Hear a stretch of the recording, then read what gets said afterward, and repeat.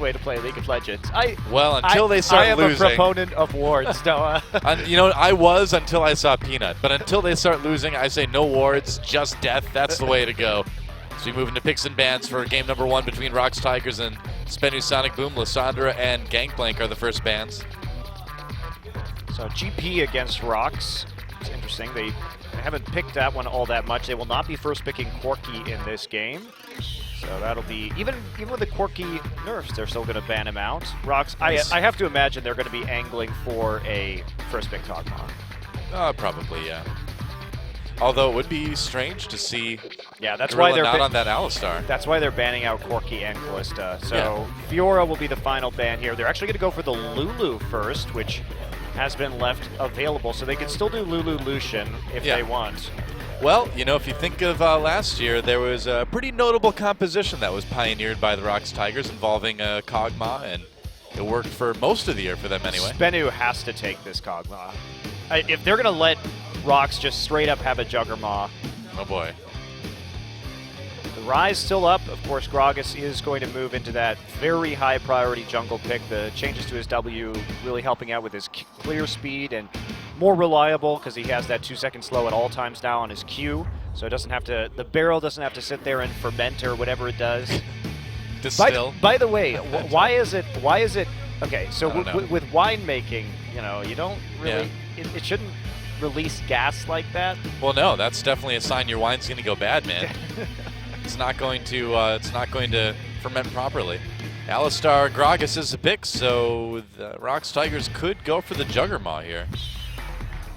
Well, with the Rise still available, that is such a powerful pickup, and Smev will be able to do a lot of work on that in the top lane if they decide to go for it, but they're lacking reliable engage right now. You know, Kindred and Graves available, but they're going to go with the Elise anyway, and there's the Kog'Maw.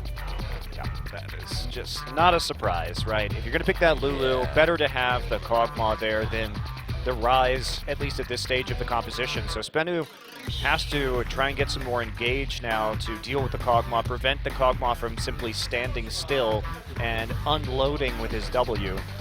So do you take Rise if you're SBENU right now? I mean, I feel like you need more engage. You need a way to get in on the Kog'Maw. Yeah, I would take this Victor instead, so at least you have some poke, and you can all-in the Kog'Maw easier or from a greater range. Right. You have to be very worried if you take Rise about getting kited by Elise and Lulu. You're probably just never even going to get in range to do damage. Also, poke with Ezreal would be pretty nice too. Yeah, but that's going to be a pretty weak laning phase, which won't pressure the Kog'Maw very much. Could see Echo. I mean, Echo got a little bit of a buff to his Q in this patch, but nothing hugely significant. Poppy got a little bit nerfed, but again, you know, nothing hugely significant. So Poppy and Ezreal. So far, we're running really low on wave clear for SBENU, and the Victor would certainly help that, but they need to pick up something for wave clear. Well, they'll probably last pick the Victor, right? One would hope so, because otherwise the Kog'Maw siege is going to be absolutely devastating from the ROX Tigers. You have to get wave clear. I'm actually very surprised that they picked the Ezreal here at all. Trundle, one of the few Gorilla games where we won't see him on that Alistar, and Nautilus actually, the pickup for Smev. Interesting. Possibly. We don't really know which one of those is going to which lane yet. I suppose that's true. You're probably right that Nautilus will be in the top lane. They pick it up, and that'll be very good for peeling, of course. They've got, I mean, this is a Juggermaw composition. You have Lulu, Kog'Maw, and a bunch of peel. Yeah. I mean, you could do support Nautilus and top Trundle, but I think it's probably going to be top Nautilus. I actually think that, sure, but I actually like the Trundle top better just because it gives you a split pushing threat. So you have you can choose to group as 5, or you can run a 4-1 split against Poppy. So I think that would be, it would give them more options strategically. And there's an Anivia. Okay. Not known for her diving. But is known for her wave clear. So that is the wave clear they're going to need, but I don't see how they get back onto Kog'Maw unless SBENU has a very good Gragas ultimate. Yeah, well that's the thing. It's like how in the world do you catch prey? I mean, they've got, you know, fairly classic Juggermaw going out here for the ROX Tigers. We haven't seen it all season, but now that Kog'Maw's back, this comp is back, and who better to bring it back to Korea in 2016 than the team that pioneered it, the ROX Tigers. Yeah, this is going to be interesting. So SBENU has to try and kill the Kog'Maw, but that is going to be a huge effort between the peel from Trundle and Nautilus and Elise and Lulu. Basically, Priya is going to have to misposition pretty intensely in this game to be caught out. You know, and if you think about the dragon changes too, the second dragon especially is going to help that Kog'Maw absolutely destroy turrets. Yeah, it's going to be gross. I really like this composition from ROX. Like I said, I kind of wish it was the Trundle top lane and the Nautilus support, but especially because the Ezreal lane is going to be quite weak anyway, so you kind of put whatever support you want down there, and it's not going to make too much of a difference if it's just going to be a farm lane between Ezreal and Kog'Maw anyway. And at least that would give you the option to split push in the late game. But this is fine too. It'll work out. Smeb will become unkillable. Yep. Certainly seems that way. Well, it is time to get in the game. Number 1 versus number 12. Let's see who takes it. Number 10, rather. Let's get in the game now. I give up.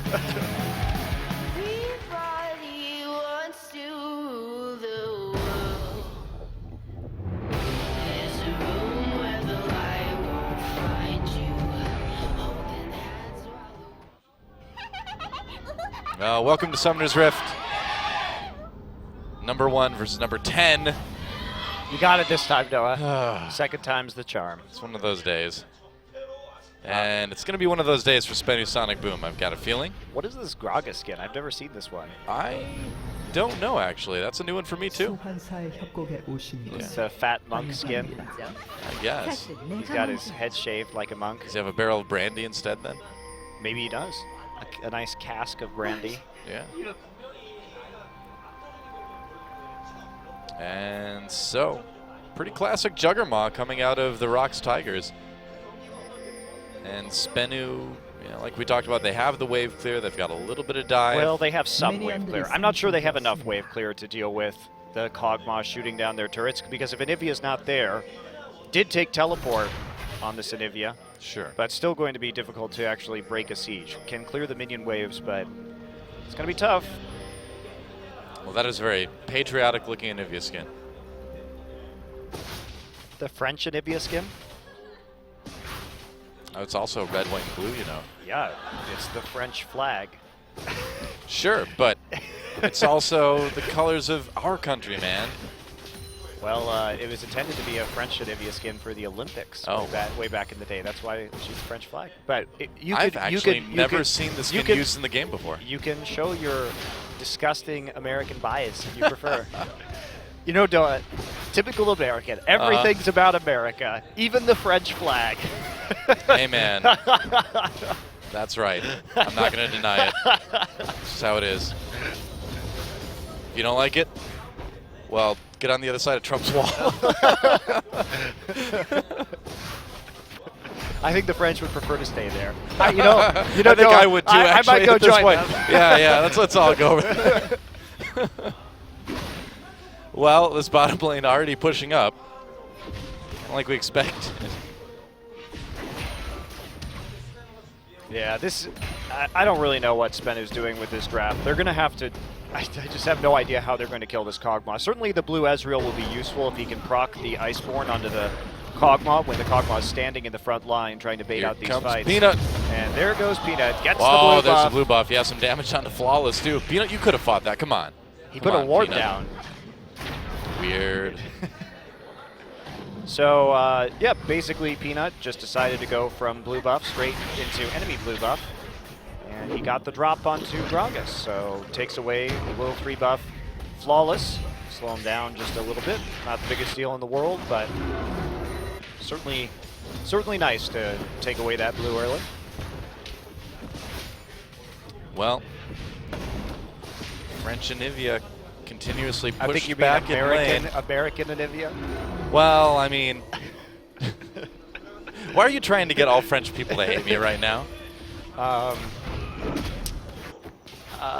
mean, they already do, but no, they don't. I know for a fact that's not true. It's okay. The French are all watching Chips and Noah's stream, so. Oh, that's true. We're safe. All right. So we shouldn't make any jokes about French Anivia continuously pushed back in lane, forced to retreat over and over again? No, we definitely should not. Oh, okay. I won't make those kind of jokes then. All right. Consider that off limit for me. I will. And Peanut has bought a tracking knife, a tracker's knife. Disgusting. No blue smite, no red smite for him this game. He is turning slowly into a normal jungler. That's sad. The decline of Peanut has begun. A little bit of a CS lead already for both the mid and the bottom lane for the ROX Tigers. Yeah, just a matter of scaling for the Tigers. Yep. Certainly SBENU trying to get to that late game also with the Anivia and the Ezreal, where they will come online in a big way, but the Kog'Maw is just so damn scary right now. And ROX Tigers are going to be able to make some pretty hard turret sieges in the mid game. So we get a few items onto this Kog'Maw. Of course, probably looking at the Rageblade Runen's Hurricane build. Wow, Smeb walking up onto Soul, feeling the pressure. Here comes Peanut. And are we going to see a dive here? So maybe. Gragas is right there too. Flawless is there. They're going to try for it. They may have to abort this. Yep. Well, they didn't even get turret aggro right there, so yeah. Flawless showing himself pretty early. But there was a ward dropped by Peanut in that brush, and oh, wow. Yeah, view land. Bro's got to be careful. Meanwhile, some action down in bot lane. Secret slowed up a lot by that Trundle Pillar. But in the end, ROX Tigers taking a little bit more damage. But here comes Peanut. There we go. Right onto Flawless again, taking a lot of damage. Peanut's not going to give up. He's kind of got him on his own. Flawless may need to flash. Nope. Not quite. It was close. He has the body slam, so he gets away, but Peanut's still just wrecking Flawless in his own jungle. He's a level up now, and he's made it so difficult for Flawless to exist, and Smeb is actually not going to TP back into this lane, so they had an opportunity here to try and force a dive onto the top side perhaps, or gank it, but instead saving that TP. Yep.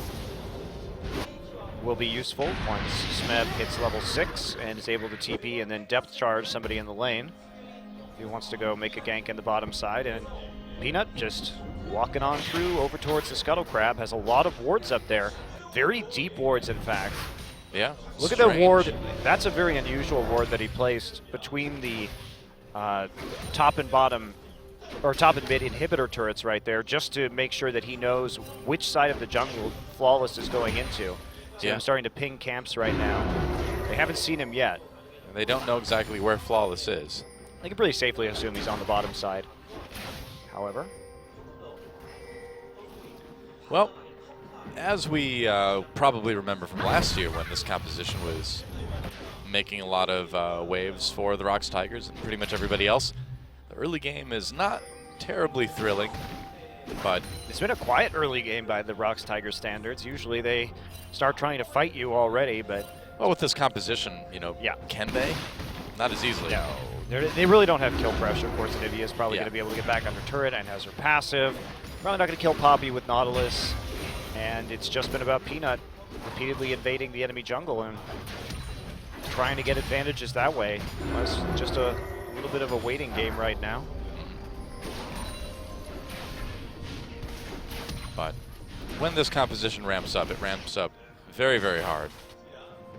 Yeah, and this Kog'Maw now, because of that attack speed on his W, can just kill turrets so fast. And wow, are we actually going to see a dive? Gorilla knocked under turret. They make the play. Nuclear gets very, very low. There's a cocoon. Peanut comes in for the execute. First blood. Gorilla is low.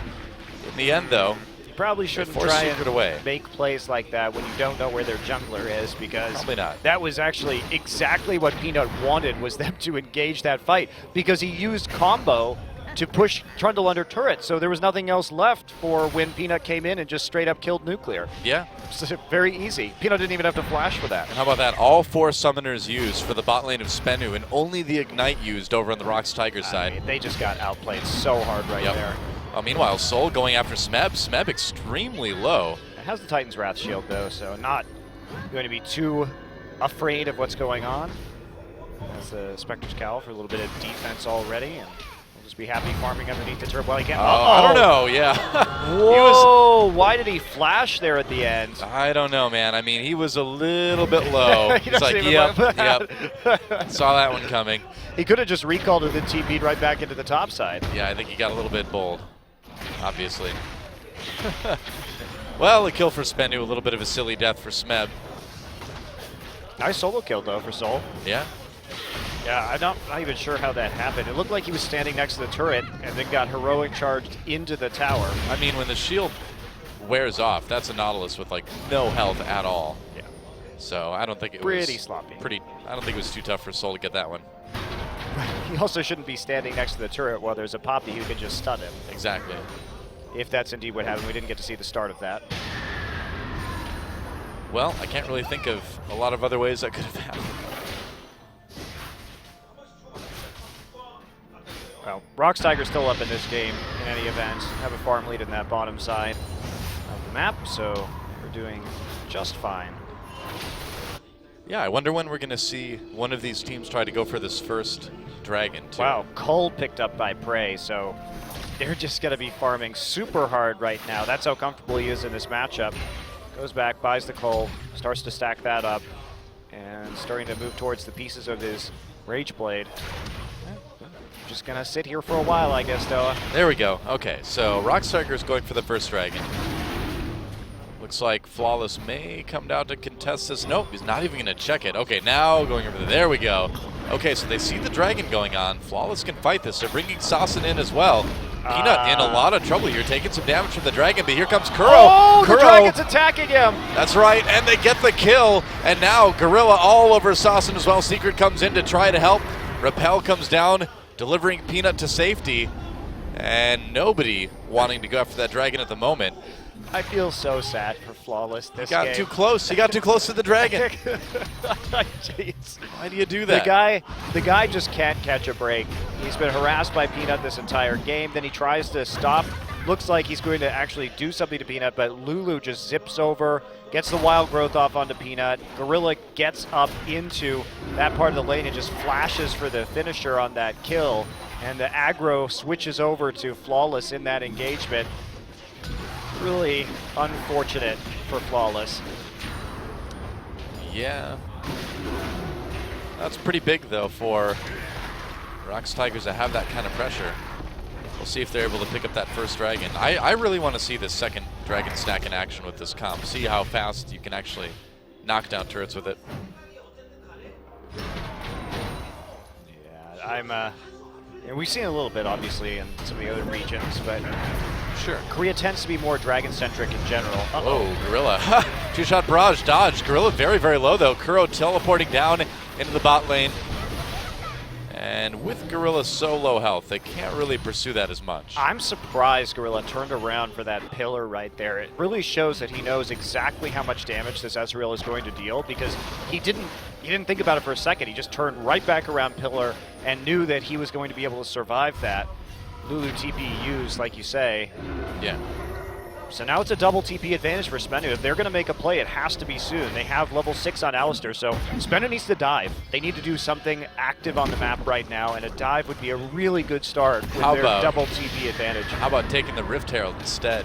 How about they use Alistar ult and 2 TPs to do something?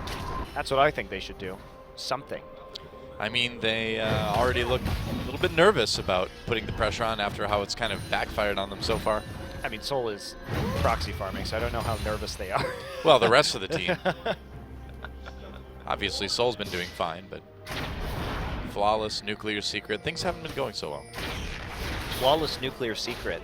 Sounds like a North Korean missile plan. I suppose. Where their flawless nuclear secret. Turn Summoner's Rift into the Sea of Fire, of course. Well, Sasin just using that teleport to get back into lane to not miss any CS.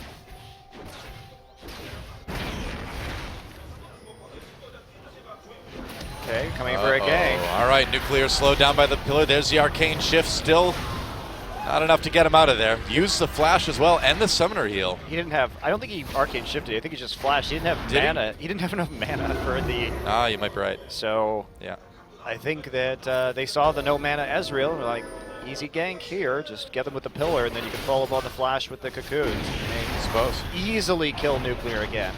There's first dragon now for the ROX Tigers.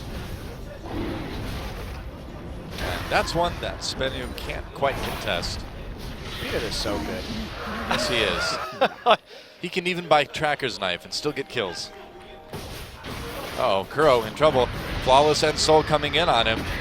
And where's the wall? The ult used by ROX to push him away. Gorilla comes in. Teleport brings Smeb to the party too. Big wild growth. They get the knock up. Soul. Saucin, Secret on the run. Soul just knocks away a couple members of the ROX Tigers, but it's too late to save the jungler. And the Gragas ult knocked them out of the Anivia queue. Yep. Anti-synergy, man. Wow, that was really bad. But great reaction there from Smeb. He had his TP back up, so gets there in time, and the ROX Tigers starting to run away with this one. Rageblade now completed for Prey. They are still sitting at about 1,800 average gold lead at 15 minutes, and it's going to be even bigger this game. Denied. Well, the turrets are going to start falling pretty quickly here in favor of ROX. Seems that way. Smeb with the Bombi Cinder right now. Still not too tanky. I mean, Soul's done well in the 1v1. Yeah. Obviously got the kill. Has out-farmed him. But when it comes to acting as a team, they're still going to be struggling quite a bit. Wow, Prey is going to be so hard for this duo to deal with. And once this first turret falls, the other ones are going to go shortly thereafter. Yeah, that's the damage of new Kog'Maw right there, that Rageblade. Really difficult, especially for this Ezreal, while he's still ramping up for his Muramana to contest with. Peanut is here for an attempted a gang. Looks like he knows there's a ward in that second lane brush. Oh, Smeb tried to go into Soul there. Yeah, but Peanut's just going to recall with the cooldowns used by Smeb already. So no big deal right there, and Peanut's made it work. He's about 1,000 gold up on the enemy jungler, so a big part of that gold differential is just between Peanut and Flawless so far. He will be building into a Rylai's, so even more crowd control and peel for this Juggermaw composition. Why not? Secret lurking in the brush, but I think he was seen by Ward. Yeah, he's now. Have that pink ward there, and they're just going to defend their pinks. Yep, not the most successful lurking. Yeah, so they can't really get into the river right now to deny any of this vision. And more wards being taken out, and this is part of ROX's plan to slowly push into the blue buff. Wow, Prey is just on the verge of taking out that turret on his own. Almost gets it there, like one auto away. Yeah, he got scared of the Alistar combo. Yeah, well, he should be. Good to respect that. I mean, you can kind of breathe on that turret and knock it over. Although with Kog'Maw, that's actually fairly accurate. More like spit on it. Yeah. Something you expel from your mouth anyway. Vomit, spit. Yep. Regurgitating the turret to death. No problem. Yeah, just doing a bit more farming. Yeah, getting as many minions killed as they possibly can, and SBENU is just going to try and take this Rift Herald in response. Yep. So first turret of the game does fall. Smeb shows up, finds Soul and Flawless, tries to go for the Rift Herald. He's going to slow him up, give Peanut time to get there, and Flawless taken down again. Oh, the hook! He tried to get away, but he got caught. The hook! Brought him back in again. Soul in big trouble. Wow, that was the fadeaway hook. You want to knock Nautilus away, but that Nautilus doesn't want to go anywhere, man. So great from the ROX Tigers. Everything about that was awesome. First off, Smeb flashing in to try and steal the Herald, and then gets the engagement. Then Peanut is close enough to flash in and follow up with the Cocoon. The synergy and trust between these guys is unreal. And then them winning after that, it's Smeb just outplaying the Poppy ult. Oh, I love it. I mean, he knew it was coming. I really want a replay of that. That was sweet. It was a very, very well-timed hook, that's for sure.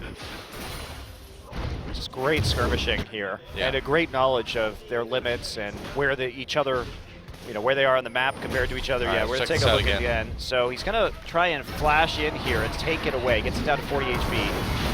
Doesn't end up getting it, but here we go. He reads this, sees the animation, and then hooks and draws himself back in. Just great. That's pretty sick. But there is just pretty easy cleanup onto Poppy.